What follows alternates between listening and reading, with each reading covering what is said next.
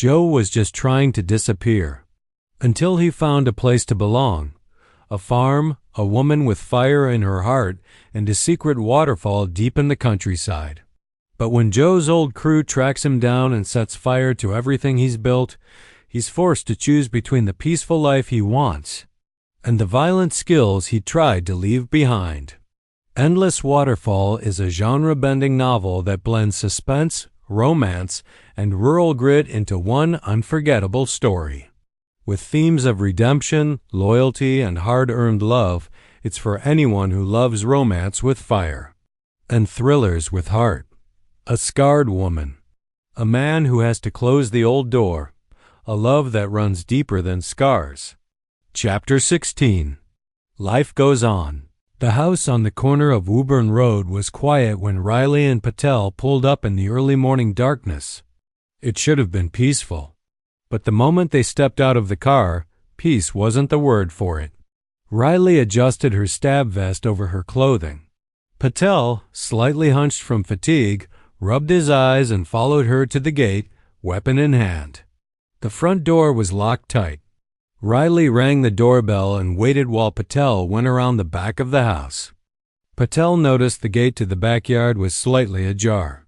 He went through quietly and approached the ranch slider door, staying alert. The first thing he noticed was that the door lock was broken. He tried the glass door, and it slid open effortlessly.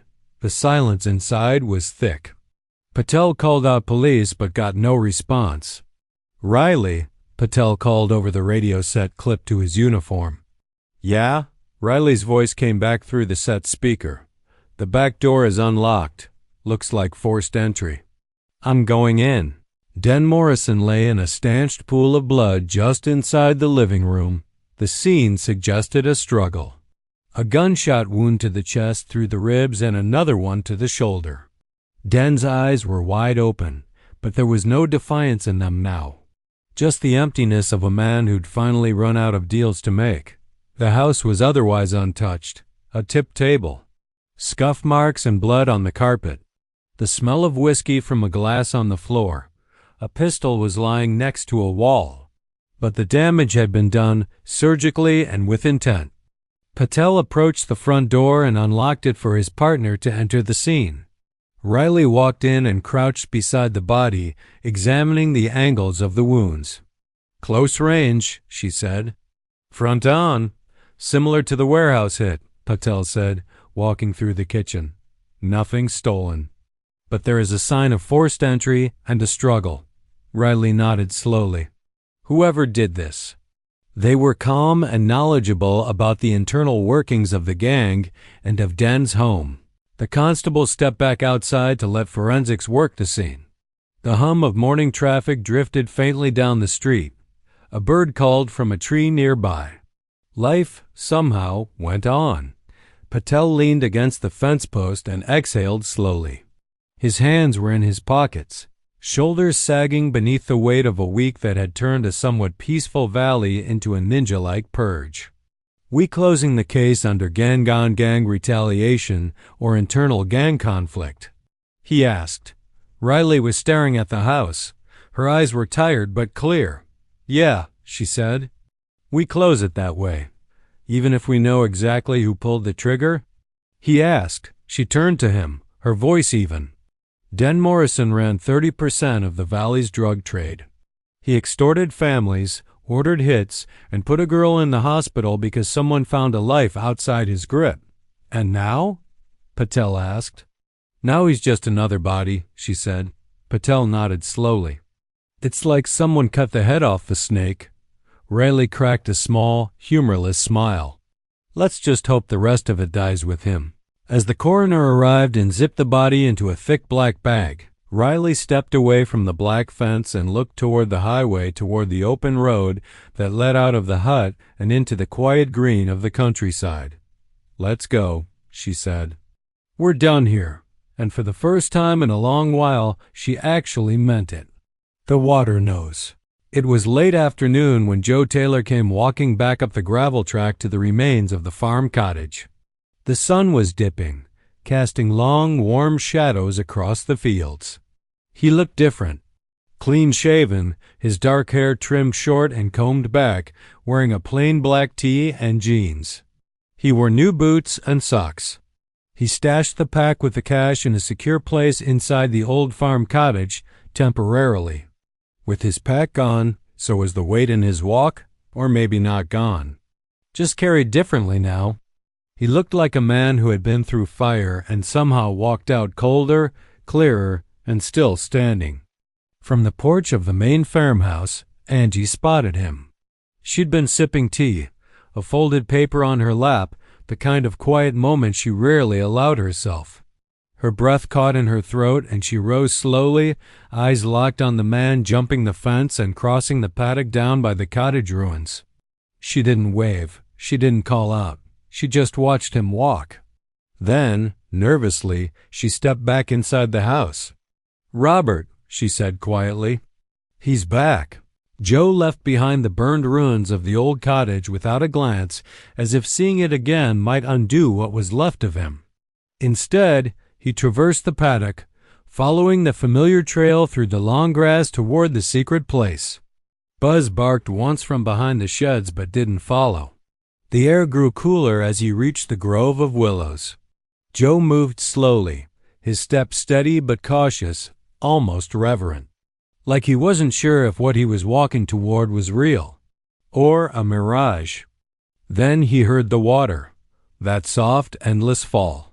And he saw her. Lana was there. She sat on the smooth boulder by the edge of the pool, her legs folded beneath her, wearing a yellow button-up shirt loose over her shoulders and faded blue jeans. Her hair was down, with streaks of sun through it. Her skin was still healing, pink patches around her collarbone and shoulder. But the rawness had faded. The strength was coming back. She heard him before she saw him. When she looked up, her breath caught. He stopped a few steps away. Neither of them spoke right away. The waterfall filled the silence for them. Then Lana said softly, "I thought you were gone for good." "No, not for good," Joe said. "Not from here." She stood slowly, brushing dirt from her palms, a look of annoyance in her expression. "Where did you go?" Joe looked into the water as if the water already knew. "Wellington." She studied him. "To do what?" He turned his eyes back to hers. "To finish it." Lana's throat tightened. "The gang?" Joe nodded once. "They won't bother you again, or your parents. It's over." There was weight in those words, and finality. He wasn't asking for praise. He wasn't telling her to forgive him. Just that it was done. Lana stepped closer, her bare feet silent on the rock. "You look different," she said. "So do you." She searched his face. "Did it change you?" Joe didn't answer right away. "Everything changes you," he finally said. "But some things, they carve deeper." Lana exhaled, like she'd been holding that breath for days. "I was angry at you," she said. "I thought you ran away." "I had to leave," he admitted. "I couldn't live knowing they might come back. I couldn't sit in that caravan, watching you and your family suffer, waiting for a knock on the door."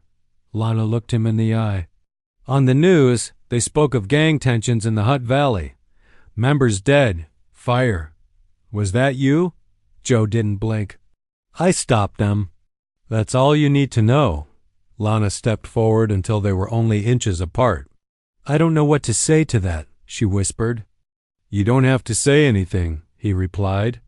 "But I do," she said, "because I waited, not knowing where you were. Because I still love you. And I don't know what that says about me." Joe reached for her hand, slowly, like it might disappear. "It says you remember who I was before all of it," he said. "And maybe if you still see that guy, then maybe he's still in here. The same guy who loves you." She rested her hand in his grip. She was glad he had returned. "This is the man who burned everything down to protect me," she thought. And maybe that's love too. Above them, the waterfall kept falling, as it always had, as it always would. And for the first time in a long time, the sound didn't feel like a reminder of what was lost, but a promise of what could still remain. The baptism. The waterfall murmured softly, a constant calm that seemed to hold its breath as Joe stepped back from Lana, still holding her hand. "Wait a minute," he said gently. Lana blinked. "What?" Joe turned toward the pool, the clear, cold water glinting under the dappled light.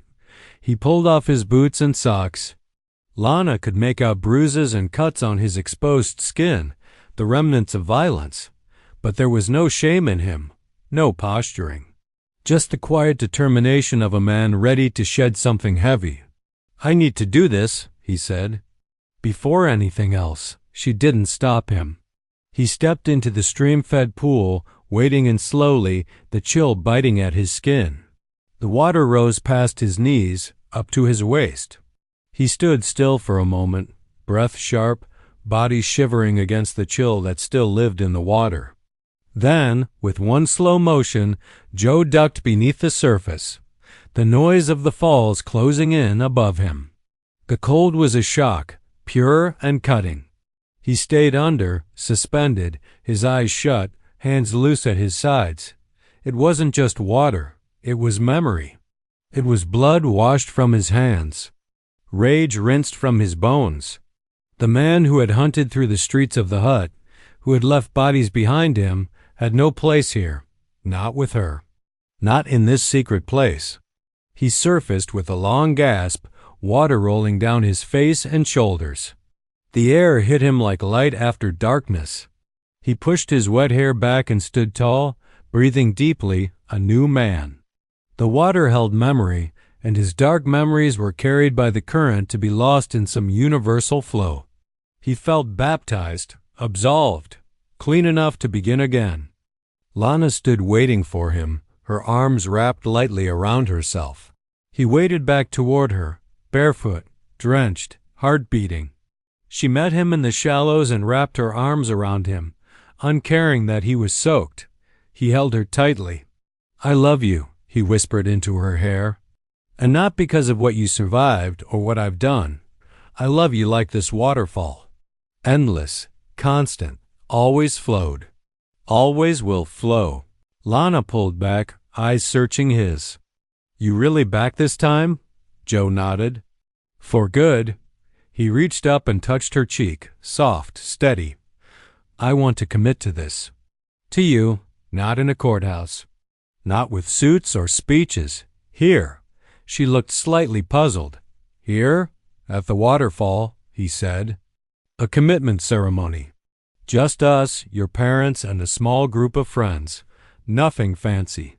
Just truth and water. With you." Her lips parted in surprise. "You serious?" she asked. "As serious as I've ever been," he said. "I don't want to carry anything alone anymore. I want to build something here." "With you?" Lana was quiet for a long moment. Then she nodded. "Okay," she said. "Here, in the place it all began." They stood there, soaked and wrapped in each other, the water whispering its song around their legs. Full circle. Robert and Angie had hurried from the farmhouse.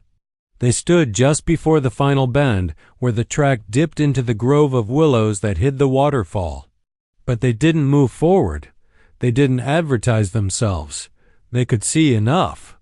Below them, through the shifting branches, Joe and Lana stood in the shallows of the pool, arms wrapped around each other, soaked from the water, embraced in a long, meaningful kiss.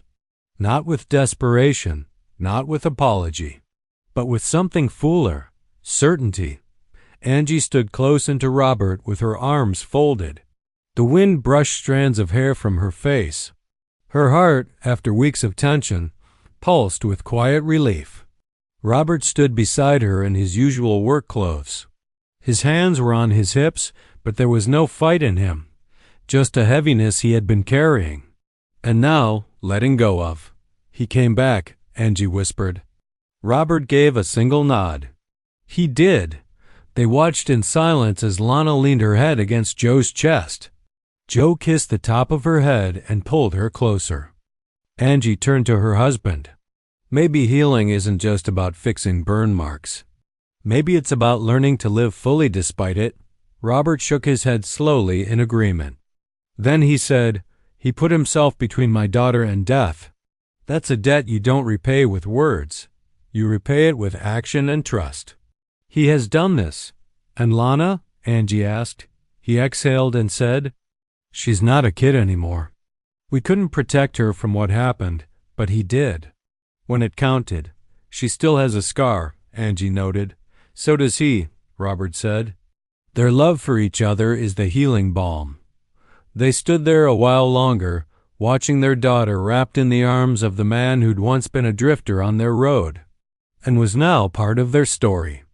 Down at the waterfall, Joe held Lana like she was the reason he had skin. His body still ached from the weight of everything he'd done. But in that moment, in that circle of water, stone, and light, it no longer dragged him under. He looked into her eyes. "I don't know if I deserve this," he said. Lana smiled gently, brushing a hand down his jaw. "You came back. You chose me. And that's why it will work." Behind them, the waterfall sang. Epilogue. Later, they'd walk back to the house together. Buzz would bark and run circles around Joe again. Angie would make dinner. Robert would grunt something about fixing the back fence.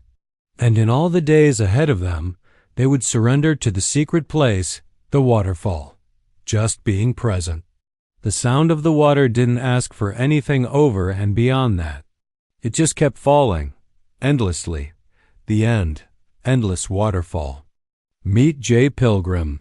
This renowned author has engaged readers worldwide with his published books on philosophy, wellness, and fiction. His works delve deep into the human spirit, exploring the profound questions that have intrigued thinkers for centuries. Through these writings, the author offers readers a chance to embark on their own journeys of self-discovery and enlightenment. Available worldwide. The author's ebooks and printed works are available at all good online bookstores, making it easy for readers across the globe to access his insightful and entertaining writings. Whether you're seeking profound philosophical insights, practical wellness advice, an epic fantasy adventure, or a work of fiction, J. Pilgrim has something to offer. Connect with J. Pilgrim. Stay updated on J. Pilgrim's latest releases by following him on this YouTube channel. Join a community of readers who are inspired, entertained, and transformed by the works of J. Pilgrim. Discover the magic, embrace the wisdom, live the adventure. The seed of this story originated in the author's youthful imagination. Now, the vision has become a reality. Explore the world of J. Pilgrim and dive into a literary journey that promises to enlighten, empower, and enthrall. See you in the next series.